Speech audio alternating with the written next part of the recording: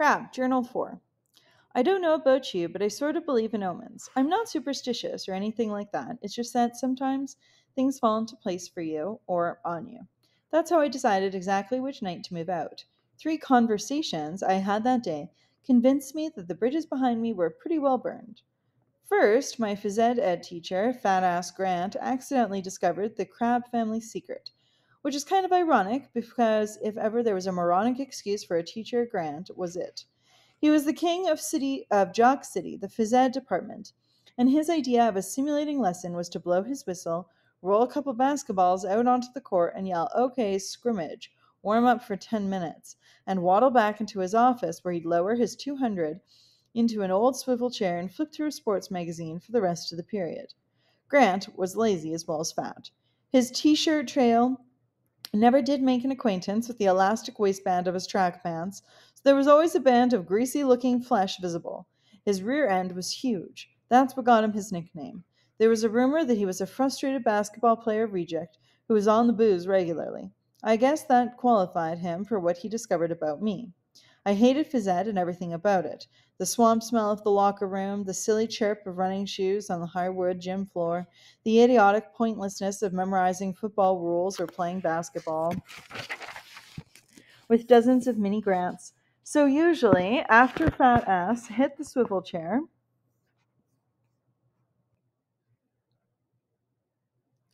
I'd slip into the locker room, change, sneak out at the gym, and grab a coffee across the street at Stefano's Grill.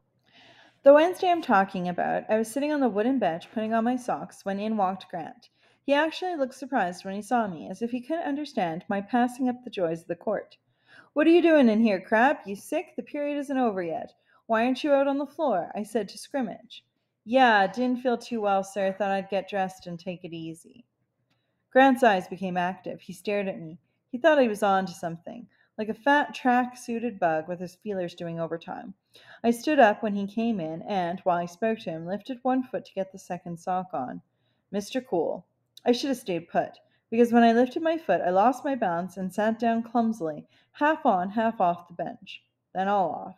My butt splodged onto a small puddle of shower water. I laughed quietly, embarrassed. "Oops, sorry, sir. What an idiot," apologizing for falling down. After all, it was my ass in the water. He smiled the smile of a teacher who's got you dead to rights and said with a sneer, "Crab, you look in bad shape." Then he walked over to me. His shoes squeaked up on the floor. "Stand up," he commanded. I hauled myself to my feet with a soggy rear end and one naked foot. "Now get dressed. We're going to have a talk." I quickly got into the rest of my clothing, grabbed my books and athletic bag, and followed him out of the locker room. Halfway down the main hall, he stopped and turned and said, "You've been drinking, haven't you, Crab?" "What? Who? Me? Drinking? No, sir." I lied, not believing for a second I was going to talk my way out of this one. "What gave you that idea? Just because I slipped? The floor was wet." "Crab, I know a slip from an alcoholic stumble. You didn't slip." I gave up hope. "Yeah, well, I guess you would know the difference, sir," I said sarcastically. Grant's face got a little more tense.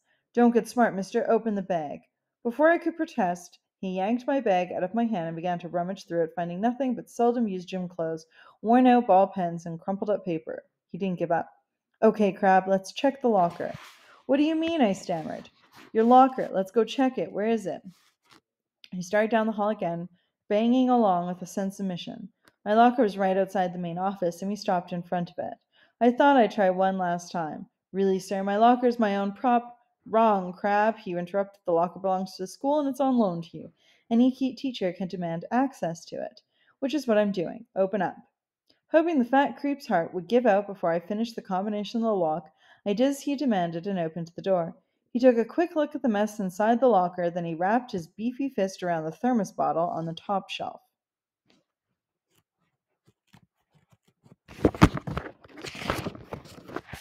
"What's this?" he said gleefully.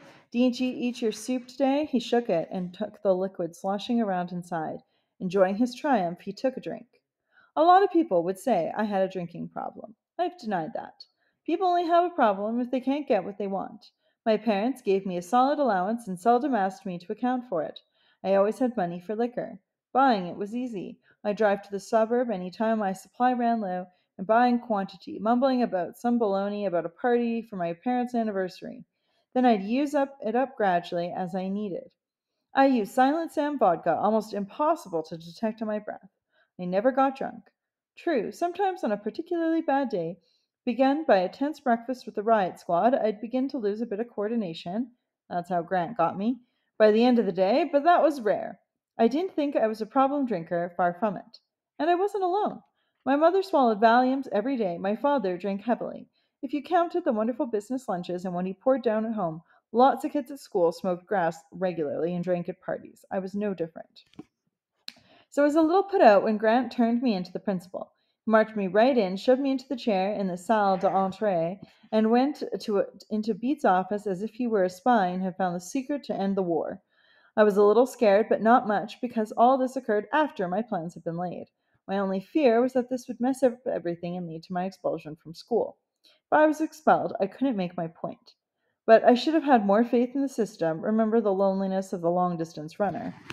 When I was rushed into Beat's office, um, we called him that because he was short, stocky, florid in complexion, big eared, and completely bald. He was sitting there with my student record open in front of him. Sit down, Crabbe, he said, man to man. I see you're in a bit of trouble. Fraser tried to be very English most of the time, so he thought understatement was clever. He made me retell the story of me being caught by Fat Ass, then gave me a little lecture about relying on a drug like a crutch. How could a man with a bulbous nose on which the veins looked bright red highways and whose hands were stained with nicotine be such a hypocrite? Did dopes like Grant and Fraser think they were kidding anybody? He ended up by letting me off. No punishment. Why? Because I was an honor student, scholarship material, graduating whiz kid. And although he didn't mention it, because my old man was rich and influential and they both belonged to the same golf club. If I'd gone into that office with dirty jeans, messed up hair, and faceless parents, he would have crucified me. But the system protects its own. I left smiling inside, but contemptuous of the whole stupid arrangement. But the smile faded soon. He might phone home. Dinner was, to use Beat's understatement, a little tense.